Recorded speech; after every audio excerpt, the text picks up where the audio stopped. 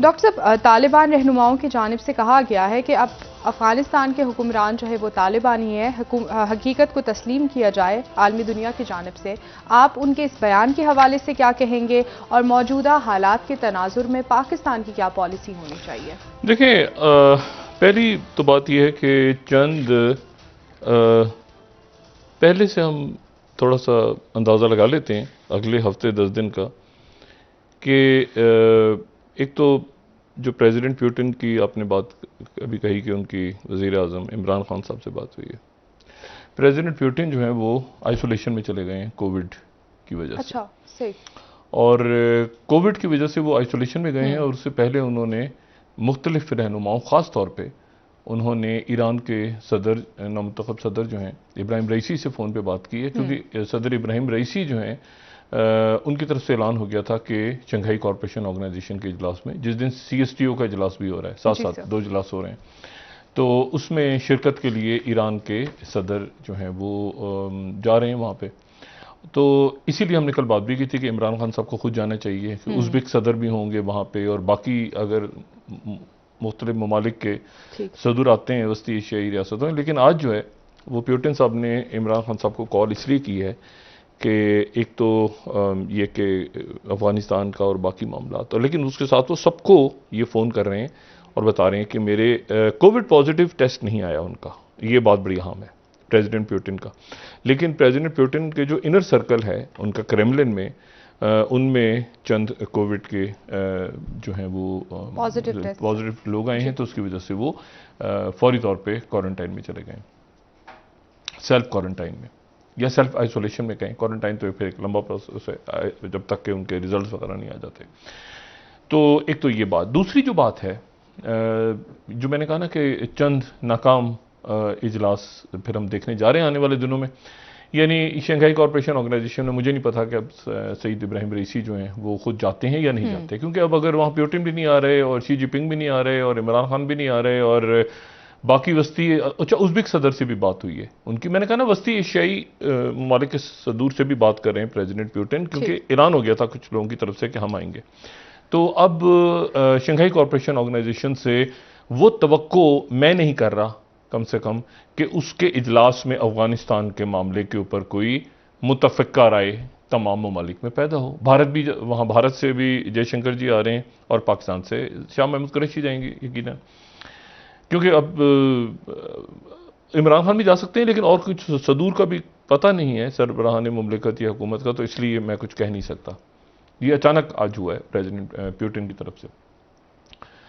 अच्छा, तो एक तो शंघाई कॉरपोरेशन ऑर्गेनाइजेशन की तरफ से कोई मरबूत हिकमत अमली अफगानिस्तान के ऊपर सामने आती नज़र नहीं आ रही।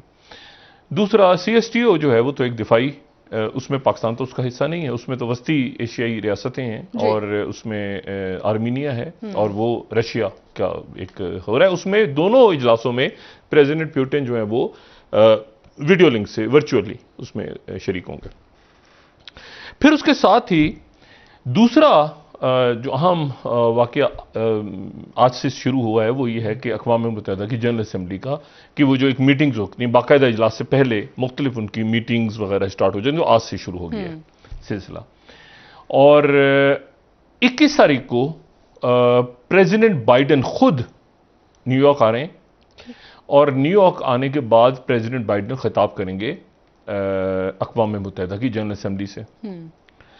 अक़वाम मुत्तहिदा का ये कहना है कि 83 ममालिक से उनके सरबराहान या सरबराहान हुकूमत या सरबराहान मुमलिकत या उनकी आला शख्सियात खुद आ रही हैं।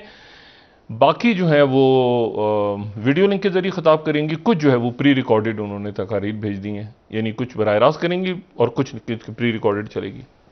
अभी तक वाज़ेह नहीं कि अक़वाम मुत्तहिदा के इजलास में कौन जा रहा है, लेकिन ये हमें पता है कि भारतीय वज़ीर आज़म मोदी जा सकते हैं। ठीक। अच्छा, और उसके साथ ही जो ईरान के नौ मुंतखब वज़ीर ख़ारजा हैं वो भी जा रहे हैं खुद। अच्छा, ठीक।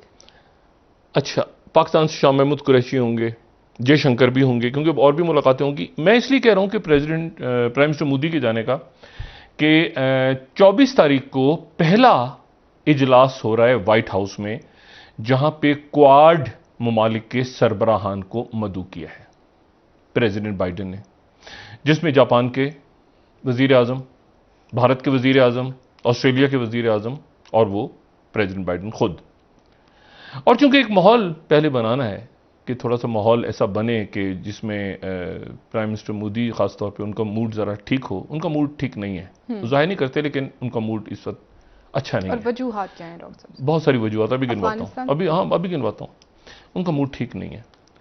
उसकी वजह यह है कि क्वाड के अंदर उनको बुला के तो आपने देखा ना, सेक्रेटरी बाइडेन ने बात की पाकिस्तान के हमें तहफ़्फ़ुज़ात हैं और ये सारी बातें हुई हैं। और ये उधर से कतर ने भी कतर की तरफ से आज कहा गया है कि तालिबान जो है वो तुर्की के साथ और दूसरे किसी मुल्क के बगैर खाली कतर जो है वो एयरपोर्ट, काबुल एयरपोर्ट की जिम्मेदारी नहीं ले सकता और मुल्कों से भी बात करनी चाहिए। $1 बिलियन रात को जमा हो गए थे कल अक़वाम मुत्तहिदा की तरफ से।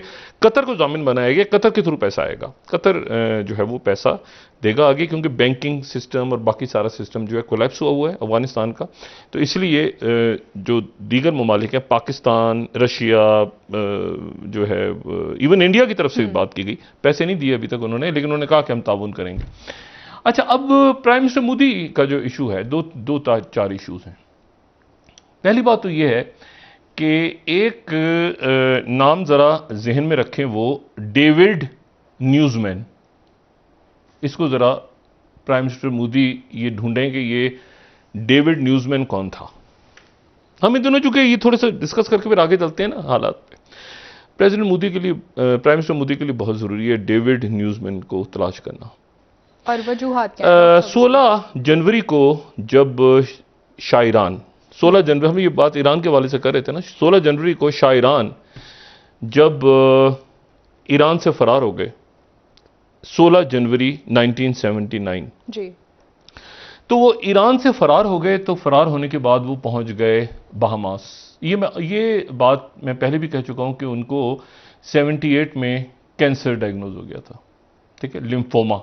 ये लिम्फ नोड्स जो है एक तरह से मतलब लिम्फ नोड्स में इन्वॉल्व हो जाती हैं और बहुत सारे ऑर्गन में, और वो कीमोथेरेपी, लेकिन वो चूंकि स्ट्रॉन्ग मैन अपने आप को जाहिर करता है हर लीडर, तो इसलिए वो ये जो कैंसर था उसकी कीमोथेरेपी ले रहे थे, शो नहीं कर रहे थे। लेकिन हुआ ये कि जब यहाँ से फरार हुए तो वो बहामास चले गए, बहामास के आइलैंड्स में चले गए। वहाँ जाके उन्होंने फ्रांस से अपने डॉक्टर से कांटेक्ट किया, उनके डॉक्टर्स आए। अच्छा, शो नहीं किया उन्होंने कि मैं यहाँ पे, खामोशी से उन्होंने बहामास के अंदर पनाह ले ली।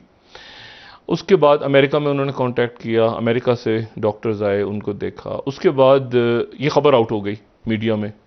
अच्छा, यहाँ पर ये हुआ कि वो ईरान में मुजाहरे हो रहे हैं कि इसको वापस लेकर आओ। जिस मुल्क के अंदर ये पनाह ली हुई है शाह-ईरान ने, वहाँ पर जो है वो बड़ा मसला खड़ा होगा। और ये भी खबरें चल पड़ी कि वो किलिंग स्क्वाड्स निकल गए हैं शाह-ईरान को मारने के लिए। शाह-ईरान जो है वो वहाँ से बहामास से पहुँचे पनामा। ये पनामा जो स्कैंडल और पनामा जो जज़ायर हैं, वहाँ पहुँचे। और वहाँ पहुँचने के बाद उनको चंद हफ्ते के लिए उन्होंने, पनामा ने कहा कि हम आपको इजाज़त दे सकते हैं, क्योंकि ईरान में हंगामे हो रहे हैं और हमारी यहाँ सिक्योरिटी का मसला होगा, तो आपको हम चंद दिनों के लिए यहाँ पे ठहरने की इजाज़त। शाह-ईरान की तबीयत ख़राब होती जा रही थी, तबीयत बिगड़ रही थी। ये 79 की बात है। और उनको वॉमिट, उसके साथ ही उनको जो है वो ब्लीडिंग डिसऑर्डर्स मुख्तलिफ, और उनके साथ उनकी फैमिली थी, उनके 4 बच्चे और उनकी अहलिया मलका फरादीबा और उनकी बहन शहजादी अशरफ। और उनकी अहलिया फरादीबा और जो उनकी बहन शहजादी अशरफ, उन दोनों के दरमियान लड़ाई मुख्तलिफ हवालों से आज तक है। लेकिन शाह-ईरान जो है वो उसके बाद ही हुआ कि उन्होंने अमेरिका में अपने उनके एक जानने वाले थे जो कि अमेरिका में एक ऐसे डॉक्टर को जानते थे। कुछ साल पहले ये हुआ था कि स्वीडन के एक बड़े बिजनेसमैन ने अपना इलाज करवाना था अमेरिका जाके। सही। तो अमेरिका के जो एक न्यूयॉर्क हॉस्पिटल के डॉक्टर्स थे, उन्होंने कहा कि जी इतना बड़ा बिजनेसमैन है तो हम आपको आपके नाम से यहां आने की इजाजत नहीं दे सकते। ये दीबेके, डॉक्टर दीबेके, ये बड़े एक वहां के डॉक्टर। तो डॉक्टर दीबेके ने कहा कि ऐसा है कि तो उसने क्या किया था, उस स्वीडन का जो बिजनेसमैन था उसका नाम पीटर स्मिथ कर दिया था और पीटर स्मिथ के नाम से वो आके अपना इलाज करवा के चला गया था, ये न्यूयॉर्क के डॉक्टर्स के पास। ठीक। तो शायरान के जो दोस्त थे उन्होंने राब्ता किया डॉक्टर दिबेके से और ये कहा कि मैं उसी तरह का, आपने कुछ अर्से पहले एक नाम बदल के एक मरीज का इलाज किया था। तो डॉक्टर दिबेके ने कहा बिल्कुल किया था। उन्होंने कहा इस बार आपके पास शायरान आ रहे हैं। तो उन्होंने कहा अच्छा, एक और पीटर स्मिथ? उन्होंने कहा नहीं जी, नाम कोई और रखें। तो शायरान ने अपना नाम डेविड न्यूज़मैन रख लिया। और डेविड न्यूज़मैन के नाम से छुप के शायरान को CIA न्यूयॉर्क के हॉस्पिटल में ले गई। शायरान की तबीयत बहुत ख़राब हो चुकी थी जब वो न्यूयॉर्क के हॉस्पिटल पहुंचे और डेविड न्यूज़मैन के नाम से वहाँ पर उन्होंने जब एडमिट किया तो FBI ने उस हॉस्पिटल के अंदर, ये मैं 79 के आखिर की बात आपको बता रहा हूँ, तो शायरान को डेविड न्यूज़मैन के नाम से उन्होंने पूरा एक जगह आइसोलेशन में कर दी। CIA FBI सारे वो कर रहे हैं। तो वहाँ खबर आउट हो गई ईरान में कि शायरान जो है, अच्छा उन्होंने कहा कि आपकी जो है ओपन हार्ट सर्जरी की भी ज़रूरत है और यहाँ पर जो है वो आपकी स्प्लीन भी निकालनी पड़ेगी, आपके गॉल ब्लैडर पित्ते के अंदर पथरियाँ भी हैं, आपके लिम्फ नोड्स, कीमोथेरेपी, रेडियोथेरेपी, मतलब शायरान बिल्कुल आप समझें कि उनके जो है वो एक तरह से वो बहुत ज़्यादा बीमारी बढ़ गई थी।